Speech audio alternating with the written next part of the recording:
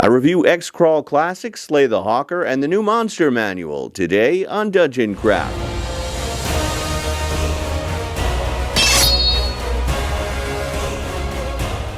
Welcome to Dungeon Craft. I'm Professor DM, and this channel is about tabletop role-playing games. Deathbringer, tell them what they should do. Like, subscribe, bell, comment, newsletter, Facebook, X. So this format is new. I'm taking a cue from Siskel and Ebert, and I'm going to be doing capsule reviews of 3 to 4 games. These are very short reviews, enough to give you an idea of what the product is and if it's something that you'd be interested in purchasing. This isn't a playtest review, however, I've been playing D&D for about 40 years, so I think I know what makes a good monster manual, and I've also been playing Dungeon Crawl Classics for, about 10 years. So I have a fair idea, I think, of how these games would play. Full disclosure, I received reviewed copies of X-Crawl Classics and Slay the Hawker, and with that in mind, let's get to it. First up is X-Crawl Classics from Goodman Games. It's a sci-fi fantasy TTRPG set in a dystopian world where dungeon crawling has become a televised blood sport. Winners get sports cars, commercial deals, and their faces on cereal boxes. Losers die an ignominious death in front of cheering stadium crowds. X-Crawl Classics aims to be both a TTRPG and a satire of celebrity culture, which is an ambitious goal. Written by Brendan J. LaSalle and developed by Michael Curtis, the creator of Stonehill Dungeon, X-Crawl Classics features old-school interior art that is gory and over-the-top. I love it. The system is based on Dungeon Crawl Classics, which will be familiar to you if you play D&D. You roll a d20, add or subtract the appropriate stat bonus, and meet or beat the target number. Your character starts out at level 0 with a mundane occupation like bank teller, college student, or accountant, and you have to survive your first adventure to make it to level 1, and you only have about d4 hit points. So you'll roll a number of characters during the first session and hope one of them survives. Survivors choose a class from Athlete, Blaster, Brawler, Jammer, Messenger, and Specialist, which equate to Warriors, Wizards, Clerics, Bards, and Thieves. There are also Dwarves, Elves, Gnomes, and Half-Elves and Half-Orcs. Unlike modern D&D, this is a half-elf-friendly world. Combat runs much like D&D. You have to hit the armor class and subtract hit points. A natural 20 is a critical, and each class has their own gory critical hit tables. Natural 1s are fumbles, and spells are rolled to cast. And every spell has its own individual fumble chart for when things go wrong, and they are hilarious. This makes the game very wonky and unpredictable, and I think a lot of fun. Characters can also develop their own signature moves like professional wrestlers, and there is mojo, luck points players can use to mitigate bad rolls. But where the game really shines is its dystopian world, an autocratic technocracy where the masses are brainwashed by televised death matches. As characters rise in level, they become celebrities with sponsorships, recording contracts, and they write best-selling biographies. I love this art where the goblins are wearing pizza advertisements. The book contains 2 sample adventures, is nearly 400 pages, hardbound with a bookmark ribbon. X-Crawl Classics is one of the games I am most looking forward to playing in 2025. My friend Stephen Glicker over at Roll for Combat, this is one of his favorite games. Stephen, if you're watching, and I know you are, I want to play this game with our friends at Gen Con. It really looks like a blast. Next up is the 2025 Monster Manual from Wizards of the Coast, but before that, a word from our sponsor. Shadowdark: The Western Reaches, the official campaign setting for the 4-time Emmy Award-winning Shadowdark RPG, featuring 3 expansion zines and 2 new hardcovers that connect the zines together into one massive sandbox setting, featuring new classes, new ancestries, new spells, an expansion to downtime rules, and tons of new adventures, 11 hex-crawling regions, expanded hex-crawling rules, special NPCs, and world-building elements for the Game Master, including how to run an open sandbox campaign. The Western Reaches is a fast and flexible game world in the signature Shadowdark style.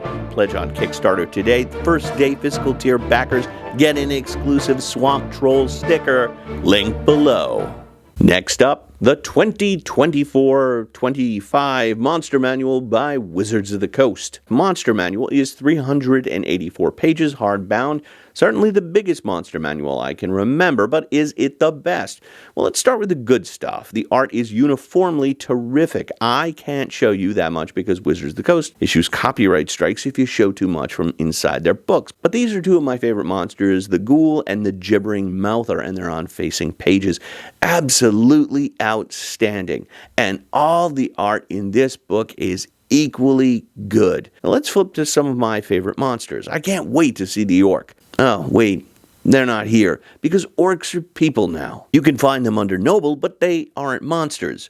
Goblins are still monsters, hobgoblins are still monsters, bugbears are still monsters, but orcs, no. And I think in 10 years, this won't age so well. I think it's an overreaction, and Wizards of the Coast is making these moves just because they don't want to offend anybody, and as a result, they've left out one of the most popular enemies. But let's move on and look at dragons. Let's see, Dracolich, Dragon Turtle, no dragons that... Oh, here we are, a few pages ahead. Copper dragons, bronze dragons, blue dragons, blink dog, black pudding, black dragon. They've organized the dragons by colors. And this is really frustrating because instead of just approximating where dragons would be, like, about here under D, they're spread out all through the book. Silver dragons are at the end. You have to dig through the book to find each one. Apes and giant snakes, meanwhile, are at the back of the book. Like, why? And some might ask, what's the big deal? But I know this would drive me crazy if I had to flip through the book, which doesn't have any ribbons, unlike X-Crawl Classics. If you had a bookmark ribbon, you can keep it on the monster you're currently using, and it would be very useful.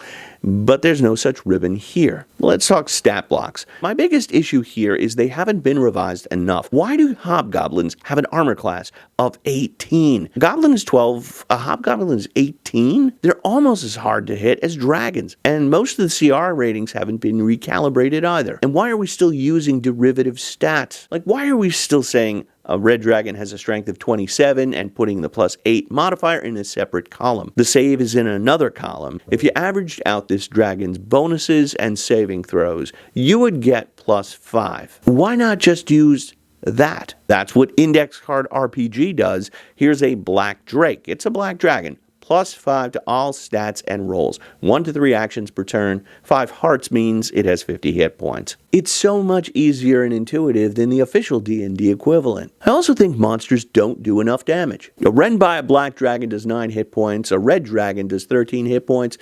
Big deal. All the characters have 150 hit points and access to almost unlimited healing. Now they can drink a whole healing potion as a bonus action. The monsters should do twice as much damage and have half as many hit points. That would make combat more exciting and faster. Now I give a positive review of the player's handbook, an enthusiastic review of the Dungeon Master's Guide, but out of these 3 books, the Monster Manual is the weakest. Next up is Slay the Hawker from Quest Givers. I've actually made jokes about making a Hawk the Slayer role-playing game, and some of the people thought it was real, and I had to reply in the comments, now I just made it up, but now it's a real thing. For those of you who aren't familiar with the film, and I'm assuming that's most of you, Hawk the Slayer was a 1980 fantasy film starring Jack Palance as the evil Voltan and John Terry as the noble Hawk. Voltan kills Hawk's true love on their wedding night, and Hawk vows revenge and assembles a team that includes a dwarf, elf giant, and wizard to help him.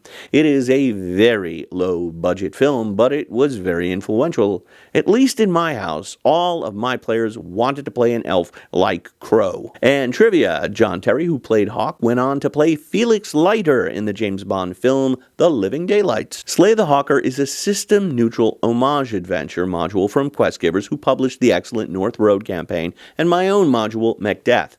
Slay the Hawker is softbound, nearly 70 pages, and compatible with any fantasy system, and you don't need to have seen the movie to enjoy it. It's a sort of prequel to the movie, with the names changed to avoid copyright issues. The player characters are recruited to guard the noble paladin Falcon and protect his bride-to-be, Lady Kestrel. Along the way, they explore catacombs, have to protect some nuns, compete in a tournament, and fight a really cool mass combat on a bridge. The thing that makes Quest Givers module so unique is the dialogue. Each NPC has a personalized dialogue bubble, so when you speak with them, the Game Master knows exactly what to say and how to say it. The writer, Jonathan Himes, takes care to avoid railroading the players. The scenario begins with the attempted kidnapping of Lady Kestrel, but there are directions if the player characters assisted in a rescue or if they don't assist in the rescue. Each choice sends the players down a slightly different route, preserving player autonomy. There are also different conclusions based on what the players decide to do and whether certain NPCs live or die. It's a lot of fun with tons of in-jokes if you're a fan of the movie, and at 68 pages will probably provide anywhere from 3 to 6 sessions